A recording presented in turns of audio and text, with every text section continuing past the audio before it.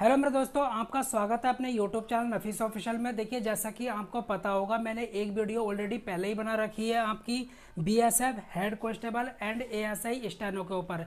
देखिए, उस वक्त जो है मेरे दोस्त शॉर्ट नोटिफिकेशन जारी हुआ था और उसमें यह बताया गया था कि आपकी जो वैकेंसी आएंगी वो जून में आएंगी।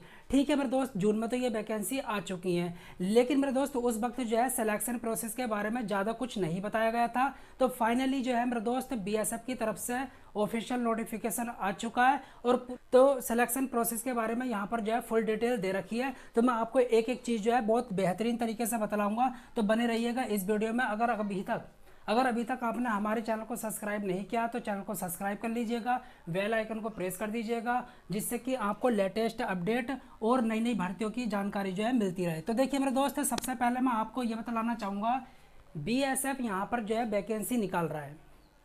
इसका जो है फाइनली नोटिफिकेशन आ चुका है और बीएसएफ आपकी वैकेंसी निकाल रहा है। देखिए, सीआरपीएफ के भी लिए यही निकाल रहा है, बीएसएफ के लिए भी यही निकाल रहा है, आईटीबीपी के लिए भी यही निकाल रहा है, एसएसबी के लिए भी यही निकाल रहा है और असम राइफल के लिए भी आपका बीएसएफ ही निकाल रहा है। मतलब रिक्रूटमेंट जो करेगा वो आपका बीएसएफ करेगा। ठीक है। अच्छा, कितने पद जो है आपके निकले हुए हैं, कितनी जो है वैकेंसी निकली हुई है? तो देखिए मेरे दोस्त, टोटल जो वैकेंसी निकल रही है वो 1526 निकल रही है। कितनी? 1526। अब देखिए, बीएसएफ जो है 2 पोस्ट के लिए जो है यहाँ पर रिक्रूटमेंट कर रहा है मेरे दोस्त। पहली है एससीएम, जिसको बोलते हैं हेड कांस्टेबल मिनिस्ट्रियल, और दूसरी है असिस्टेंट सब इंस्पेक्टर स्टेनोग्राफर। तो देखिए, 2 तरीके की यहाँ पर जो है वैकेंसी रहेंगी। टोटल वैकेंसी कितनी है? 1526 है। अब देखिए, अगर मैं बात करूं सीआरपीएफ के लिए एससीएम की कितनी पोस्ट है, कितनी वैकेंसी है? 282, और एएसआई की कितनी है? 21। ऐसे ही बीएसएफ के लिए कितनी है? 302 और यहाँ पर 17। आईटीबीपी के लिए कितनी है? 496 और एएसआई की कितनी है? 146। एसएसबी की बात करें तो एससीएम की कितनी है? 5 और एएसआई की बात करें तो मेरे दोस्त 3 है।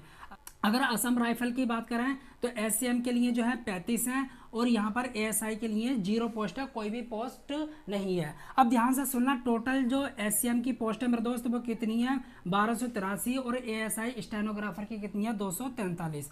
तो देखिए, यहाँ पर जो है मैंने पोस्ट को जो है बतला दिया है कि एससीएम के लिए कितनी पोस्ट है, एएसआई के लिए कितनी पोस्ट है। ठीक है।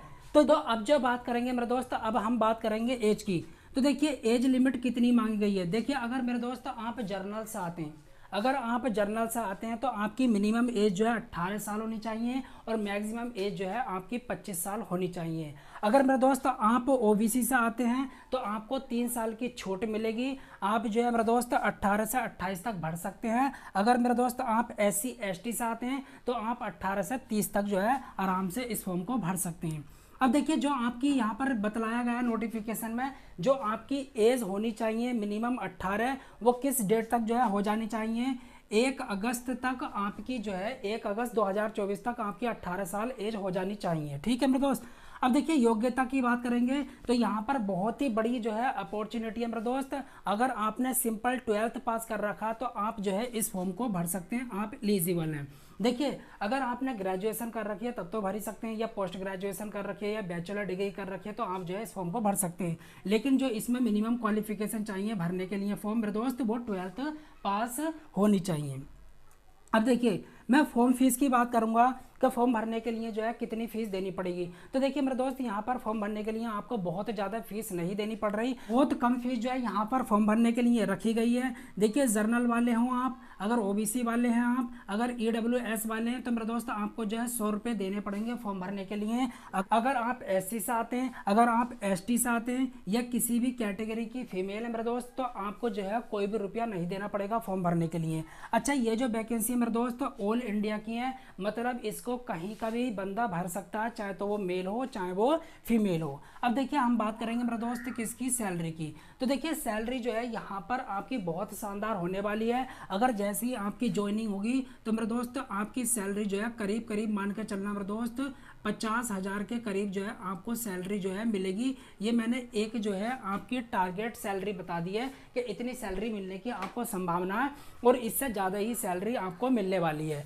अब देखिए मेरे दोस्त, मैं फॉर्म अप्लाई की बात करूंगा तो देखिए ध्यान से सुनना, 9 जून से लेकर 8 जुलाई 2024 तक आप इस फॉर्म को भर सकते हैं, आपको कोई मना नहीं है। ठीक है, और अभी ही इस फॉर्म को भर दें, जिससे कि देखिए मेरे दोस्त आपको जो है फायदा होगा। देखिए, जिससे क्या होता है, जो साइट होती है वो हैंग होने लगती है, तो मैं आपसे यही कहना चाहूँगा, आप जो है फॉर्म को अभी ही भर दें। देखिए अब जो मैं बात करूँगा मेरे दोस्त, वो सिलेक्शन प्रोसेस की बात करूँगा, क्योंकि शॉर्ट नोटिफिकेशन में जो है सिलेक्शन प्रोसेस के बारे में इतना नहीं बताया गया था। तो देखिए सबसे पहले जो है मेरे दोस्त आपका जो है PST होगा, जिसको बोलते हैं फिजिकल स्टैंडर्ड टेस्ट। देखिए इसमें क्या होगा मेरे दोस्त, इसमें जो है आपकी हाइट वगैरह और चेस्ट वगैरह कुछ देखा जाएगा। देखिए मेल के लिए जो है मेरे दोस्त हाइट कितनी रहनी चाहिए, 165 सेंटीमीटर। जो उत्तर प्रदेश से आते हैं, जो बिहार से आते हैं, जो मेरे दोस्त राजस्थान से आते हैं या हरियाणा से आते हैं, उनके लिए जो हाइट मांगी गई है वो कितनी 165 होनी चाहिए। और उनका चेस्ट जो है फुलाने के बाद उनकी छाती 82 सेंटीमीटर तक हो जानी चाहिए। ठीक है।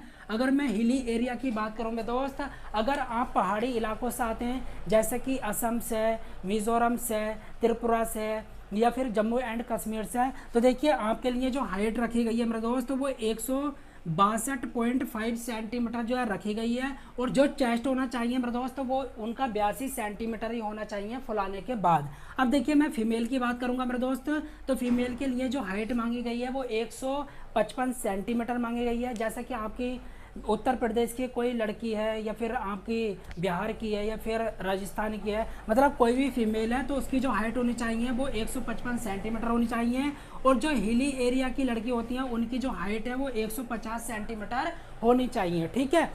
अगर इससे ज़्यादा है तो कोई दिक्कत वाली बात नहीं है। देखिए इसके बाद जो होगा मेरे दोस्त आपका PET होगा। PET का मतलब है फिजिकल इफिशिएंसी टेस्ट। देखिए इसमें क्या होगा मेरे दोस्त, ध्यान से सुनना। मेल को जो है, जो पुरुष होंगे उनको 1600 मीटर की जो है दौड़ लगानी होगी 6.5 मिनट में। ठीक है। जो फीमेल होंगी उनको 800 मीटर की जो है दौड़ लगानी पड़ेगी 4 मिनट 45 सेकंड में। ठीक है। ये जो है मैंने आपका बता दिया PST और PET। देखिए उसके बाद में जो है आपका CBT होगा, कंप्यूटर बेस्ड टेस्ट। यहाँ पर जो है आपका मेन एग्जाम कह सकते हैं, ये तो सिर्फ मेरे दोस्त क्वालिफाइंग है, इससे कोई लेना देना नहीं है। लेकिन आपने इसको क्वालिफाई नहीं किया तो मेरे दोस्त आप जो है CBT नहीं दे पाएंगे। तो ध्यान से सुनना। देखिए अगर आप जो है हिंदी चूज़ करेंगे फॉर्म भरते वक्त तो आपको जो है हिंदी के क्वेश्चन मिलेंगे। अगर आप इंग्लिश चूज़ करेंगे फॉर्म भरते वक्त तो आपको जो है मेरे दोस्त इंग्लिश के क्वेश्चन मिलेंगे। तो देखिए ये ऑप्शनल है, आपको कोई एक चूज़ करना होगा। ठीक है। फॉर्म भरते वक्त अब देखिए इसके कितने क्वेश्चन आएंगे, 20 क्वेश्चन आएंगे और 20 ही नंबर के होंगे। रीजनिंग के मेरे दोस्त 20 क्वेश्चन आएंगे और 20 ही नंबर के होंगे। मैथ के 20 क्वेश्चन आएंगे, 20 ही नंबर के होंगे।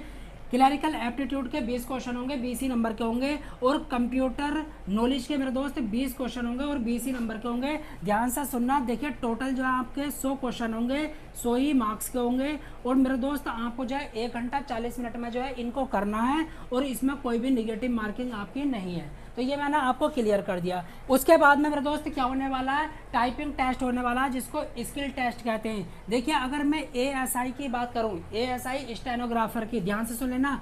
देखिए वहां पर कोई भी ऑफिसर आपको जो है डिक्टेशन बोलेगा। अगर आपने हिंदी चूज़ की होगी तो हिंदी की डिक्टेशन बोलेगा, अगर आपने मेरे दोस्त इंग्लिश चूज़ की होगी तो इंग्लिश की जो है डिक्टेशन बोलेगा। देखिए 10 मिनट में आपको जो है 800 वर्ड जो है लिखने हैं। ठीक है।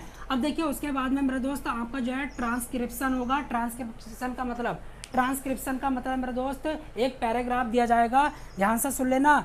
देखिए 50 मिनट दिए जाएंगे आपको इंग्लिश के लिए। देखिए उसके बाद में हम बात करेंगे हेड कांस्टेबल मिनिस्ट्रियल की। ठीक है। देखिए आपको जो है 1 मिनट में 35 वर्ड लिखने होंगे अगर आप इंग्लिश से हैं।